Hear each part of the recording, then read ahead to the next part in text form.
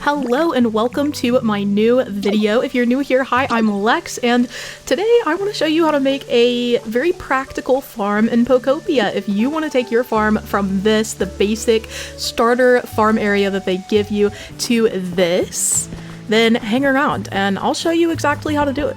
As you can see, I'm in the Withered Wasteland. I'm in the area that you can break into behind the Pokemon Center, and I chose this area because I felt like it already had good structure. I just got the water ability from Wooper, which I will display here for you. Look at it go. I have very many talents, and this is one of them. Look at, it's so good. The style of everything. I just love it in this game. But anyway, because I just got this ability, I wanted to use this area. I will say you can create this kind of farm without the water ability. If you don't have it yet, you just have to be more strategic, maybe lean into using the basic farming area that we already started with and just editing it to your liking, I guess. But I immediately went in. I wanted to get some terraforming done here. Oh my goodness. So the top priority here is irrigation. You want to make sure all of your soil plots are touching water.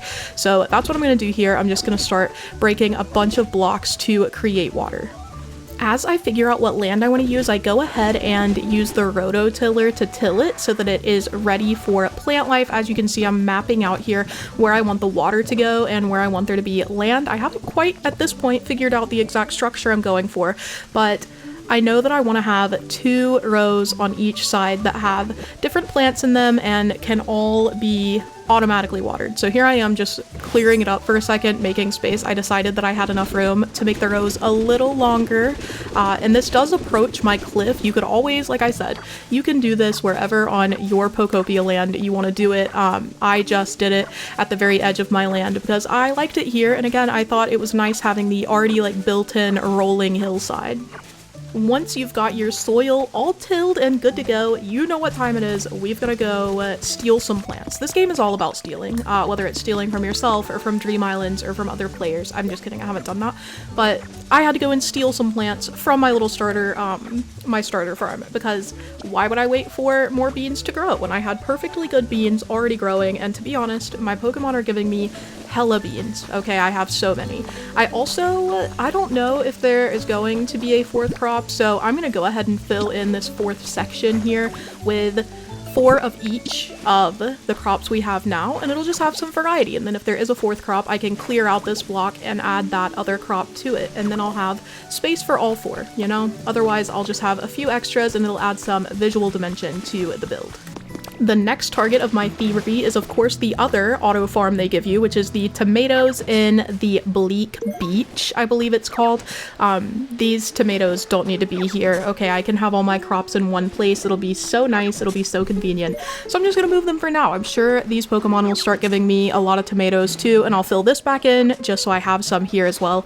But I'm gonna take all of these back to my farm. Randomly, on my way to my next stop, I noticed this new Pokemon. I've never seen him in my life. He's so goofy. I love him. Obviously, I needed some wheat too, and I don't even have wheat seeds unlocked, so I had to go and steal some from my other farm, the one in the mountain area. So if you haven't unlocked all your areas yet, you could of course do your farm with just beans or whatever else and use them as fillers. I already have these, so I was like, you know what? I'm gonna steal these too. And you might notice sprinklers there. I don't know how to make those yet, so I'm relying on the irrigation technique. I guess eventually I'll have even more efficient farms when I can use a sprinkler. I don't know. At this point, I was noticing this farm and I was like, wait a minute. Should we do a layered farm? Like any normal designer would do, I immediately decided to destroy what I'd built so far because that was a better idea. The layered farm, are you kidding? It struck like lightning. I felt it in my bones. I had to do this. If you missed it back in the day, I actually made a layered farm in Animal Crossing and it was one of my best builds ever, I think. It was right after the 2.0 update for Animal Crossing New Horizons. I was like, oh my god, we can take it back to the good old days, but in Pokopia now. The good new days, if you catch my drift. So immediately I set to work. I have Graveler's technique, which if you haven't familiarized yourself yet, Graveler has the technique rollout, which you can use to kind of break blocks faster. It works better with stuff that is one hit, like sand, but I tried to use it here. I honestly don't know if it saved me much time. I obviously have it sped up right now. It felt pretty slow. Using him, I could have just, at that point, broken the blocks with my fist, but it's okay. We're trying to make use of the in-game tools effectively. I've got to learn.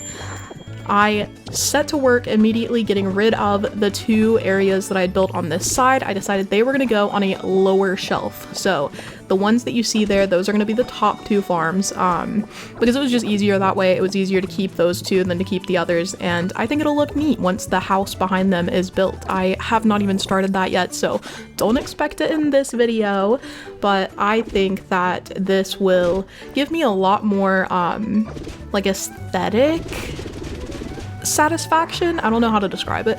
I just decided I really wanted to have a layering situation. I had to go in and manually add like grass and stuff because I didn't want to have to deal with the different types of soil that were going on here. But here I am cutting out my new irrigation ditches. I needed obviously the same amount of space, just on a lower shelf. So the farm is actually going to take up more space now that I've made it layered. You are of course welcome to keep yours not layered. This is purely because I thought it would look pretty, not because it is more practical to have a layered farm. So if you want to, you can keep it how I had mine originally and just proceed with planting your seeds or plants, whatever you've got. But this is how I wanted to do it because I was like, you know what, it would be so much more fun for me if I could see a waterfall in my farm. You know what I'm saying?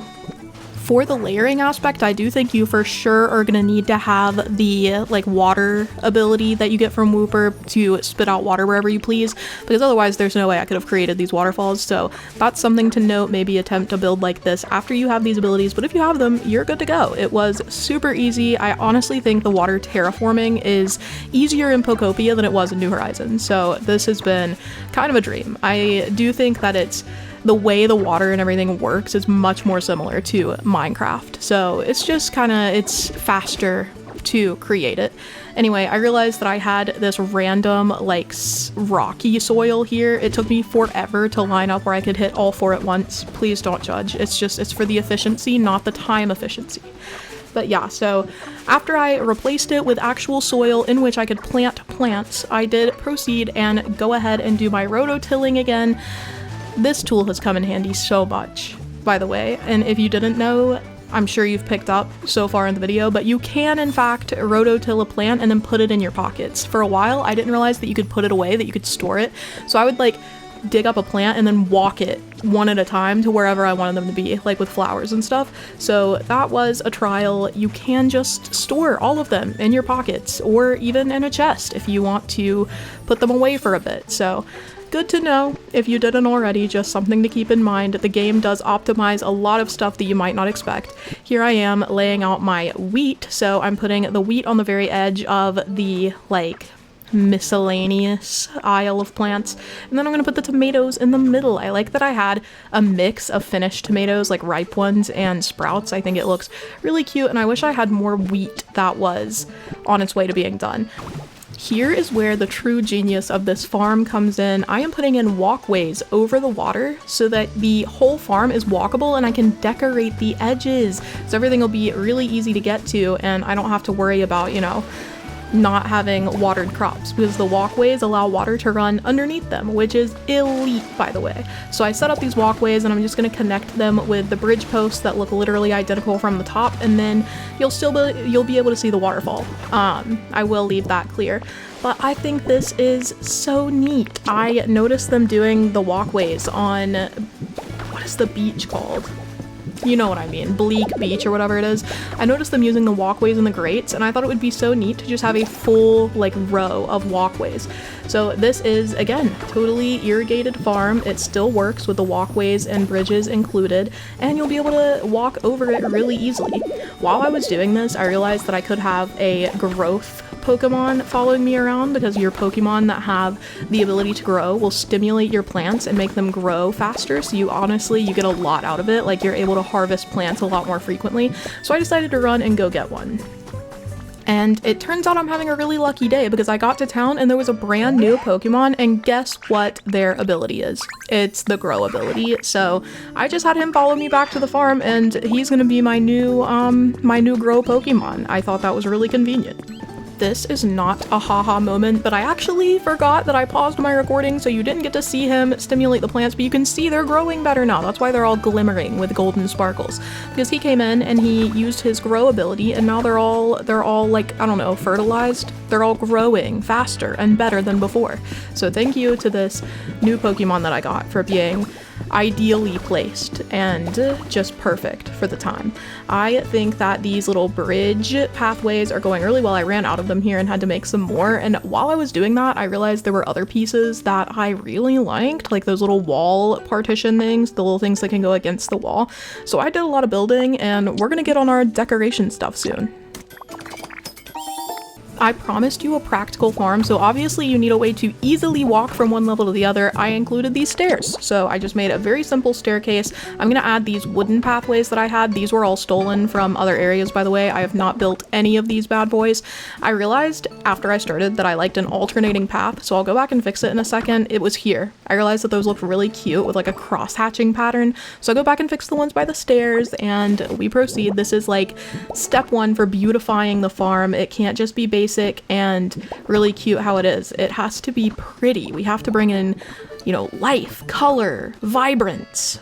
And as you can see, the first color is some more brown because I wanted to add those little, I can't remember what they're called. These little pieces that go against the wall, though, they cover the bare cliffs. Animal Crossing could never. We just had our bare cliffs everywhere, naked, only vines could save us. This is such a good option to make your garden look a little nicer, like it doesn't look as barren if the walls are covered with these. So anyway, I did that, I finished up my planks, and we're on the road.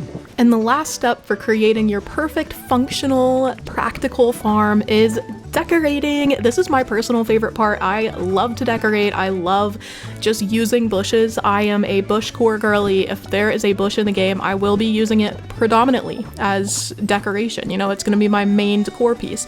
But I decided to switch it up. I used bushes, I used flowers, and I also used my leafage ability. Also, if you're curious, the yellow flowers are part of the ongoing short event. They're dandy flowers, so just if you were curious. But I might go in the future and switch up since there is so much wood. Maybe add some different things, maybe a stone staircase or something. This is just my starter farm. It's a little tutorial if you want to get your starter farm on the way. There's obviously going to be room for improvement, but I'm really happy with how it's coming out. I loved decorating it. I thought it was so satisfying getting everything kind of filled in. It just felt a little empty before, and I'm gonna continue working on it. So if you want to pop by my streams, you can see us perhaps doing some additional decor in the game, including probably this farm area as I evolve it over time. But I think this is great as a starter thing. Like I said, it will water itself, so you don't have to worry about that. Without further ado though, here is our final farm for the day. I am obsessed with how it turned out for my first go. Like I'm pretty hype. Please, if you watched the video this far, consider leaving a like, no pressure, and I hope you'll tune in for my future Pokopia videos. For sure, drop what you are doing in Pokopia in the comments. Love you, bye!